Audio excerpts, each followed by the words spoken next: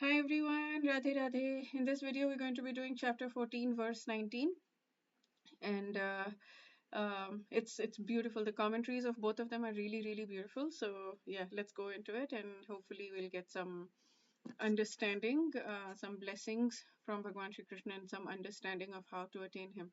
So let's call out to Krishna. Let's do our prayers.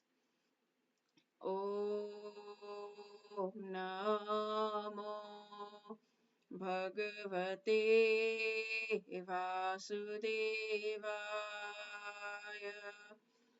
Om Namo Bhagavate Vasudevaya. Om Namo Bhagavate Vasudevaya. Dear Bhagwan Shri Krishna, please help us understand this verse.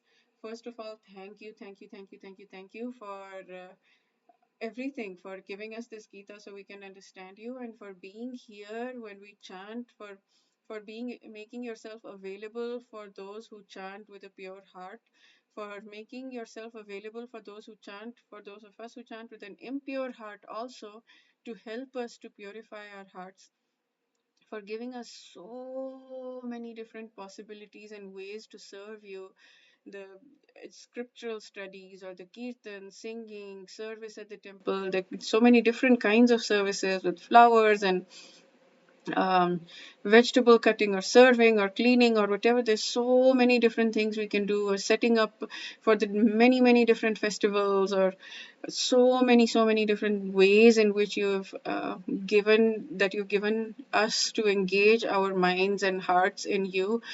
Thank you for making, like, you could have just let us be, but you're there with us as Paramatma in our soul, in our souls. I think inside our souls or next to our souls or whatever. But you're there with us always, no matter where we are. You're there with us. Thank you for that, because you're the reason that we have the energy to do whatever we're doing. You're the reason that.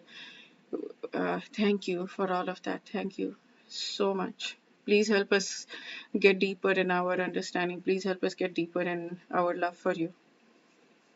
Okay, so let's sing the verse.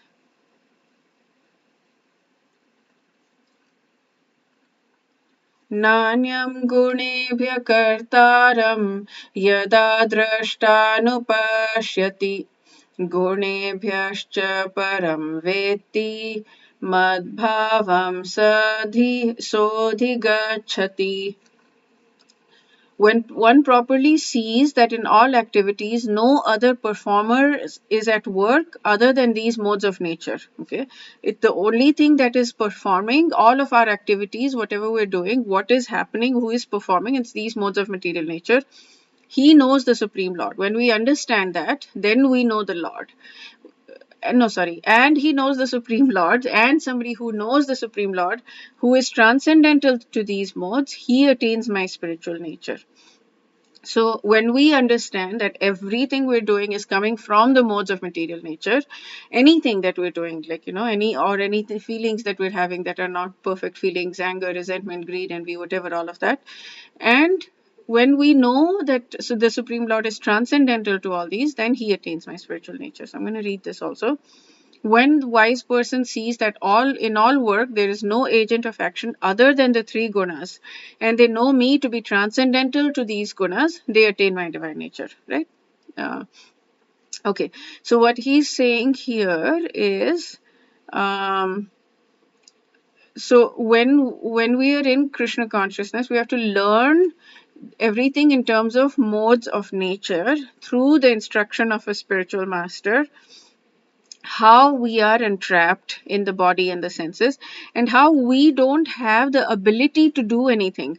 He is forced to act. So this is, I think, chapter 3, verse 5 is exactly that. He is forced to act because he's situated in a particular type of body. He's thrown here and there by the modes of material nature. That's what the chapter 3, verse 5 says. conducted by some particular mode of nature. So unless we have help of somebody who is higher than us, who can show us the path, we are not going to be able to get there. So we have to find somebody who is at a higher level than us, who can take us there, right? A man in Krishna consciousness is not controlled by the spell of material modes of nature, because he is beyond all of that. And so in 7th chapter he said, one who surrendered is relieved from activities of material nature. One who is able to see things as they are, influence of material nature gradually ceases. Okay, so I really love this also. This is so good. Having revealed the complex workings of the three gunas, now we're talking about what the solution is.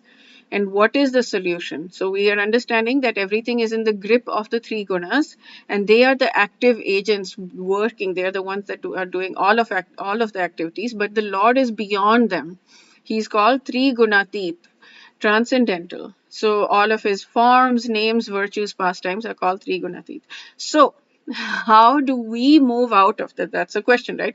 We've seen what the results is of being in the particular things, where we go, what what it looks like, all of that. We've seen the workings of what material nature, modes of material nature are. So what do we do now? What now? How do we handle it?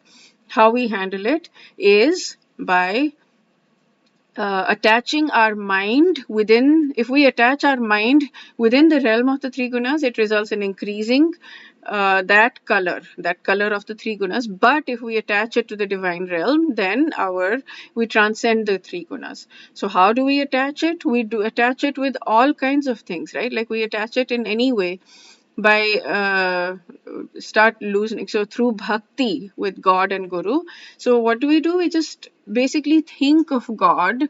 We chant the Hare Krishna Mahamantra. Hare Krishna, Krishna Krishna, Hare Hare, Hare Ram, Ram Ram, Hare Hare.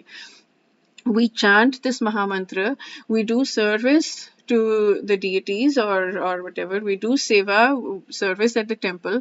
We do intellectual study. We engage our intellect in studying the Gita, which is what we're doing. We do everything everything possible. We have to live in our material nature. Of course, we have to live in our material world. I mean, so we have to do work around that. And if we forget, because we're focused on doing that work, and if we forget Bhagwan Shri Krishna at that time, that's okay too.